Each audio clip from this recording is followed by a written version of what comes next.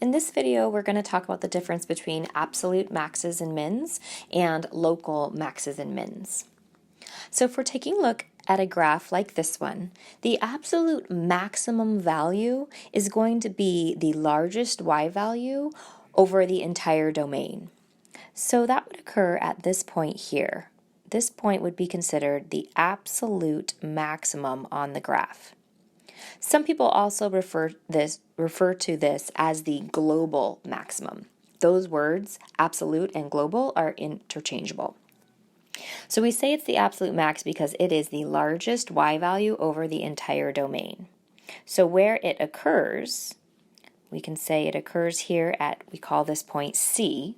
This is the x value where the absolute max occurs, and the actual y value would be labeled as f of C. So we say there is an absolute maximum at C if f of C, which is the y value at that point, is greater than or equal to all of the other y values in the function, so greater than or equal to f of x for all x in the domain. So over the entire domain, this is the largest y value. Then the absolute minimum will be the smallest y value over the entire domain. So in this case, our absolute minimum is going to occur at the right endpoint. This point could be labeled as the absolute minimum. So it is the lowest point over the entire graph, which means it's the smallest y value. So we would have an absolute min at C if f of C was less than or equal to f of x, meaning all the other y values for all x in the domain.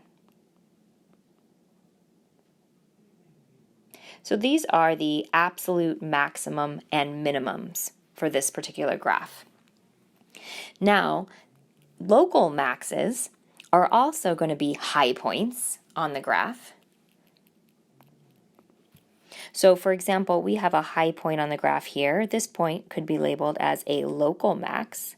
It's not the highest point over the entire graph, but if I were to look just in this little region and say just to zoom in on this green circle here, that point would be a high point. It's a point whose y value is bigger than all of the y values around it. So that's what we call a local max, which means that the absolute max that we already labeled, it could also be labeled as a local max as well. So in this case, this point that we had labeled as the absolute max, it actually would have two labels. It could be labeled as an absolute as well as a local. So we have a local max at C if f of C is greater than or equal to f of x. But this time it's not over the entire domain. This is only going to be true when x is near C. When x is near C. Meaning, back to my graph, if we said that this local max occurred here at C, then we're just looking at this little region here near C, and that little region lets us focus on one little portion of the graph, and we've identified a y value that's bigger than all the other y values around it, and that's why we call it a local max. So continuing to label, a local minimum would be here at this low point. However, the endpoint, the far right endpoint that we had labeled as an absolute minimum, that point would not be considered a local minimum. And the reason for that is because, again, we're only looking at the values when x is near C. So if we were looking at the endpoint, for example, we're unable to look to the left and to the right around that point because there is no portion of the graph on the right-hand side. We're not allowed to be in the neighborhood of C here. We cannot see to the left and to the right. So for that reason, the right-hand endpoint is not considered a local min. So let's go back to our definition.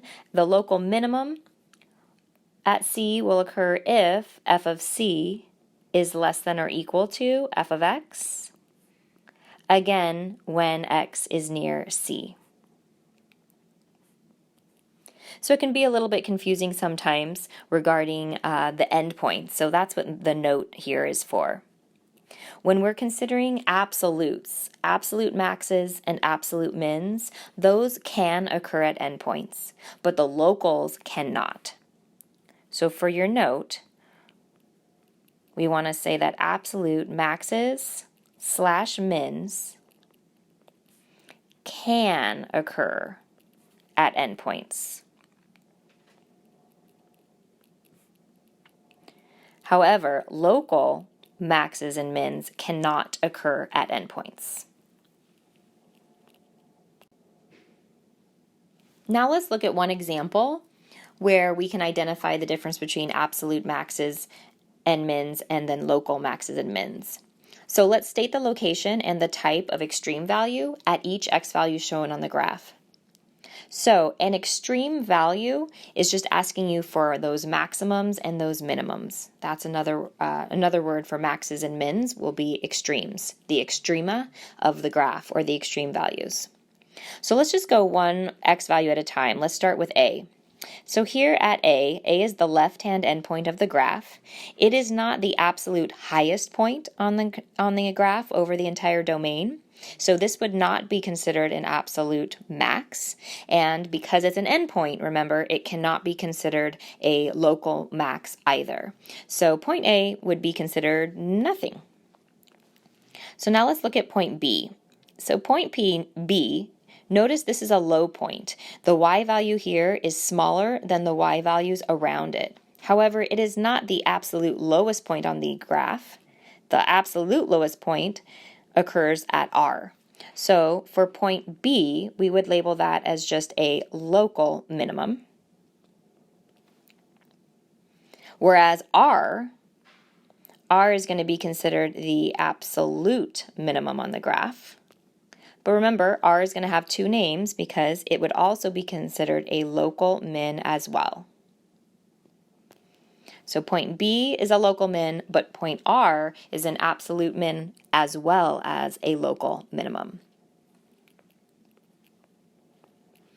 Let's move on to point C.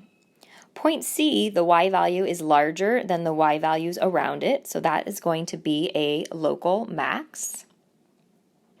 However, it is not the largest y value over the entire domain. That occurs at the right-hand endpoint at S. So C is only a local max, whereas S would be considered the absolute max. Now S is the right endpoint, and because endpoints cannot be local maxes or mins, S will not have another label. It's just an absolute max.